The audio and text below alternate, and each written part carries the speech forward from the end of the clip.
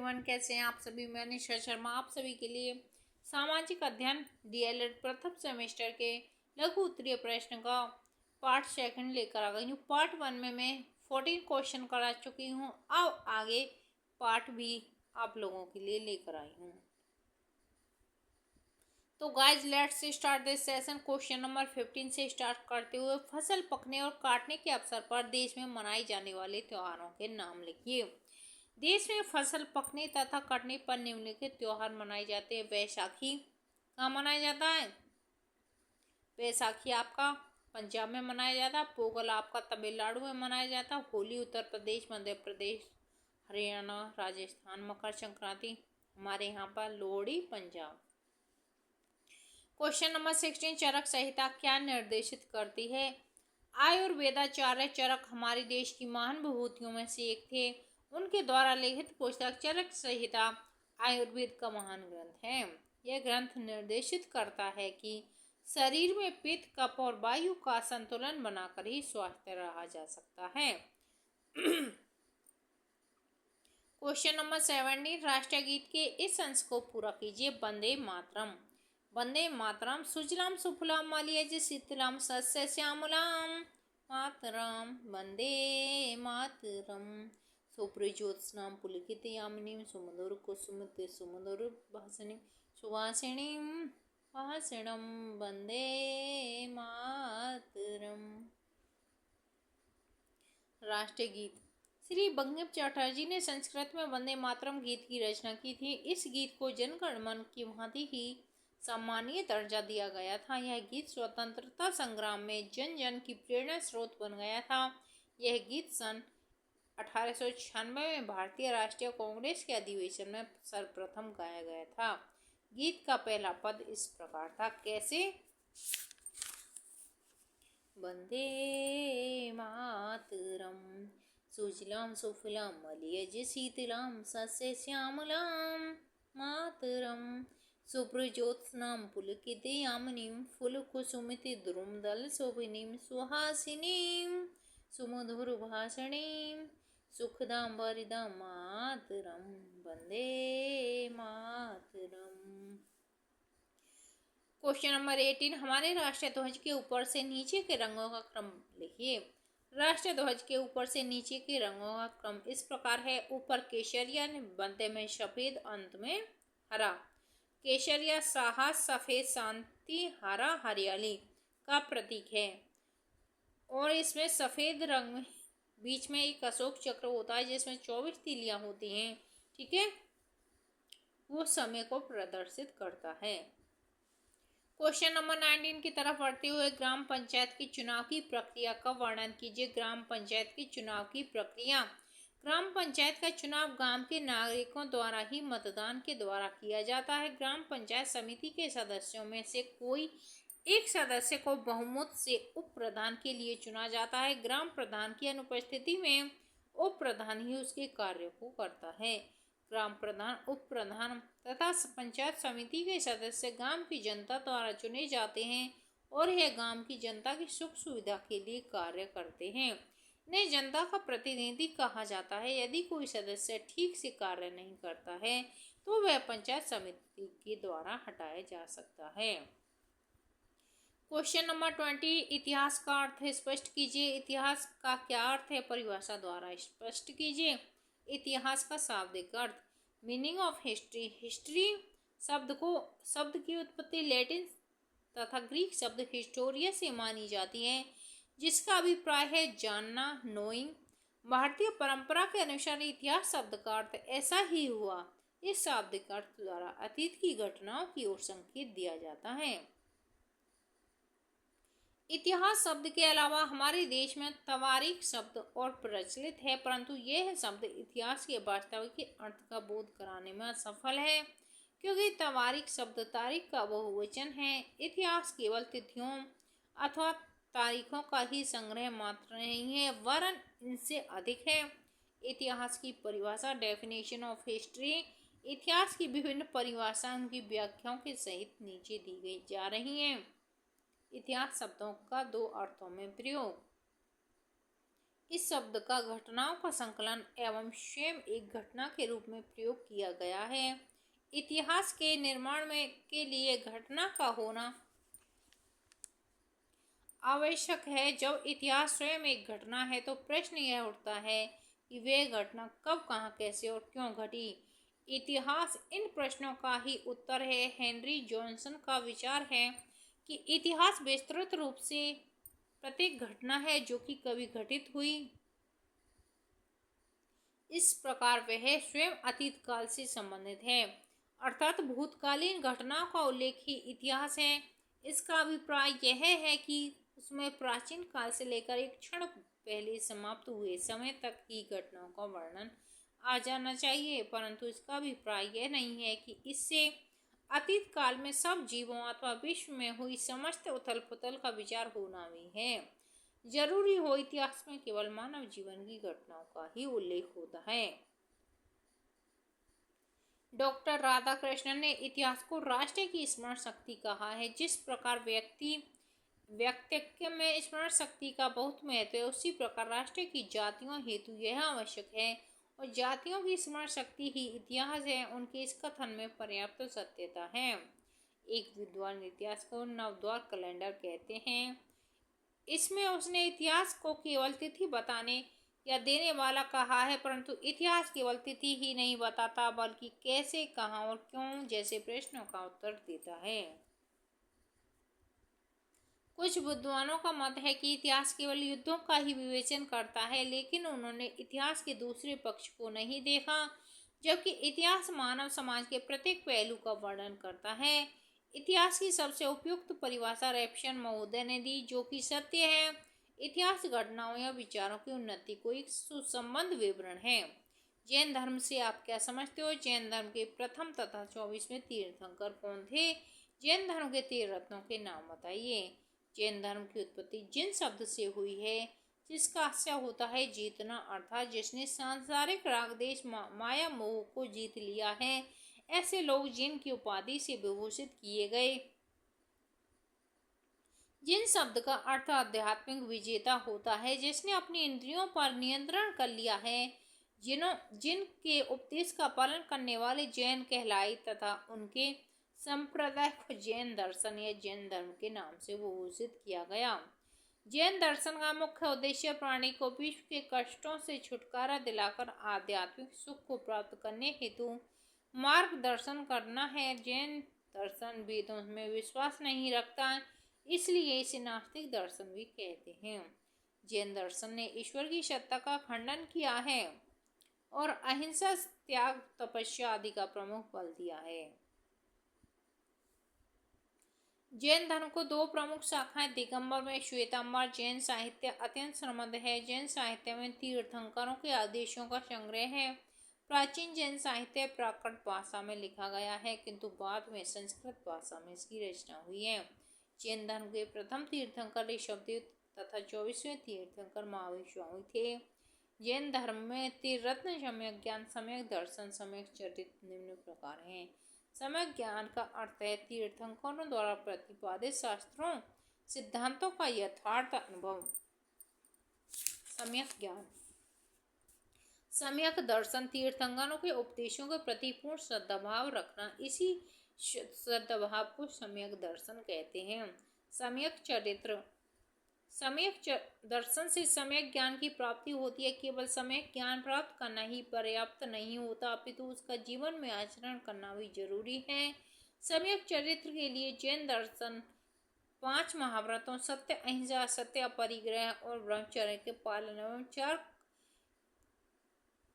क्रोध, लोभ और अहंकार के त्याग पर बल देता है।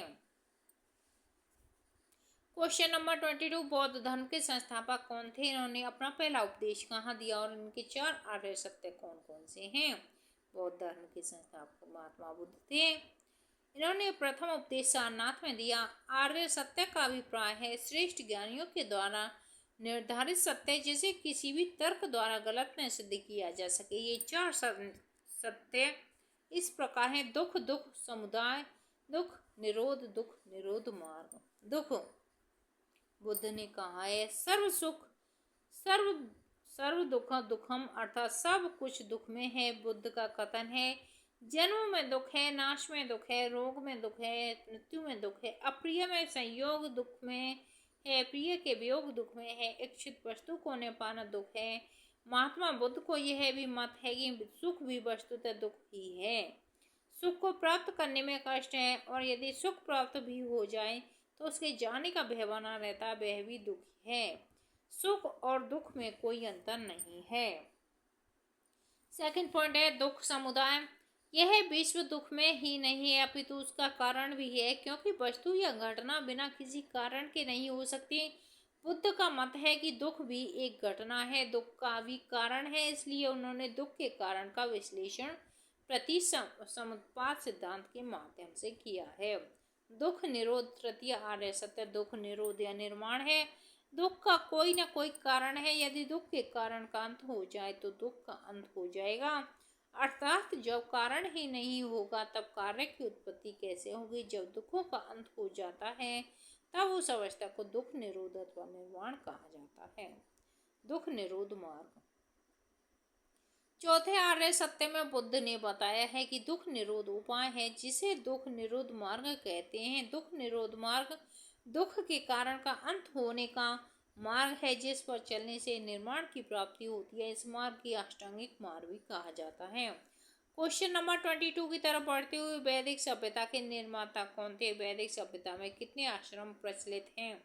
वैदिक सभ्यता के निर्माता आर्य थे। आर्यों की इस आश्रम व्यवस्था को जर्मन विद्वान ड्यूशन ने अत्यधिक प्रशंसा की है। इस व्यवस्था में मनुष्य की निर्धारित आयु के 100 वर्षों को 4 भागों में बांटकर अग्रलिखित 4 आश्रम निर्धारित किए गए हैं। कैसे कैसे किए गए हैं वो। ब्रह्मचर्य आश्रम। जीवन के प्रारंभिक 25 वर्षों में व्यक्ति ब्रह्मचारी रहकर गुरु के आश्रम में शिक्षा प्राप्त करता था। सेकंड, गृहस्थ आश्रम। ब्रह्मचर्य आश्रम के पश्चात व्यक्ति गृहस्थ आश्रम में प्रवेश करता था। इस आश्रम में व्यक्ति विवाह कर व्यक्ति जीवन का आनंद लेते हुए 50 वर्ष की आयु तक परिवार में रहता था तथा अपनी वंश वृद्धि करता था। वानप्रस्थ आश्रम। 51 वर्ष की आयु से लेकर 75 वर्ष की आयु तक व्यक्ति गृहस्थ का भार अपने उत्तराधिकारियों को सौंपकर साधना में रत हो जाता था। यह एक प्रकार का संन्यास आश्रम में प्रवेश करने का प्रशिक्षण था। फोर्थ है आपका संन्यास आश्रम। 75 वर्ष की आयु के पश्चात व्यक्ति पूर्ण सन्यासी बनकर जीवन के बचे हुए दिन वनों में गुजारता था और कंद मूल फल आदि खाकर परमात्मा का चिंतन करते हुए मोक्ष प्राप्त करता था। क्वेश्चन नंबर 24, हड़प्पा सभ्यता का प्रमुख बंदरगाह कौन सा था। हड़प्पा सभ्यता में विशाल स्नानागार कहाँ मिला, वर्णन कीजिए। लोथल। हड़प्पा सभ्यता का प्रमुख बंदरगाह था। मोहनजोदड़ो की खुदाई में जो सबसे विचित्र वस्तु मिली है वह है सार्वजनिक स्नानागार। संपूर्ण स्नानागार की लंबाई 5 मीटर और चौड़ाई 33 मीटर है। बीच में 25 मीटर लंबा, 7 मीटर चौड़ा और लगभग 24 मीटर गहरा जलाशय बना हुआ है। इसके चारों ओर ऊंची ऊंची चबूतरे व बरामदे हैं। पानी में उतरने के लिए सीढ़ियां बनी हुई हैं। फर्श पक्की ईंटों का है तथा दीवारें चूने से बनी हुई हैं। पानी में सफाई से जोड़ी गई हैं कि उन पर पानी का प्रभाव नहीं हो सकता था। एक कोने पर लगभग 2 मीटर ऊंची तथा मोटी है, जिसके द्वारा जलाशय भरा एवं खाली किया जाता रहा होगा। जलाशय के 3 और बरामदे तथा कमरे हैं। पूरे स्नानागार में 6 प्रवेश द्वार हैं। क्वेश्चन नंबर 25, ग्रह क्या है, ग्रहों का क्रम बताइए। ग्रह का अर्थ कुछ आकाशीय पिंड में स्वयं का प्रकाश तथा ऊष्मा नहीं होती, वे अपने तारे के प्रकाश से ही प्रकाशित होते हैं। साथ ही वे अपने अक्ष पर घूमते हुए अपने तारे की परिक्रमा करते हैं। इन्हें ग्रह कहते हैं। जैसे हमारी पृथ्वी में स्वयं का प्रकाश नहीं है, वह सूर्य के प्रकाश से प्रकाशित होती है। पृथ्वी एक ग्रह है जो सूर्य का निरंतर चक्कर लगाती है। ग्रह वे खगोलीय पिंड हैं जो निम्न शर्तों को पूरा करते हैं। नंबर 1, जो सूर्य के चारों ओर परिक्रमा करता है उसमें पर्याप्त गुरुत्वाकर्षण बल हो जिससे वह गोल स्वरूप ग्रहण कर सके। उसके आसपास का क्षेत्र साफ हो, अर्थात उसके आसपास अन्य खगोलीय पिंडों की भीड़भाड़ न हो। ग्रहों की उपयुक्त परिभाषा INU की प्राग सम्मेलन अगस्त 2006 में तय की गई।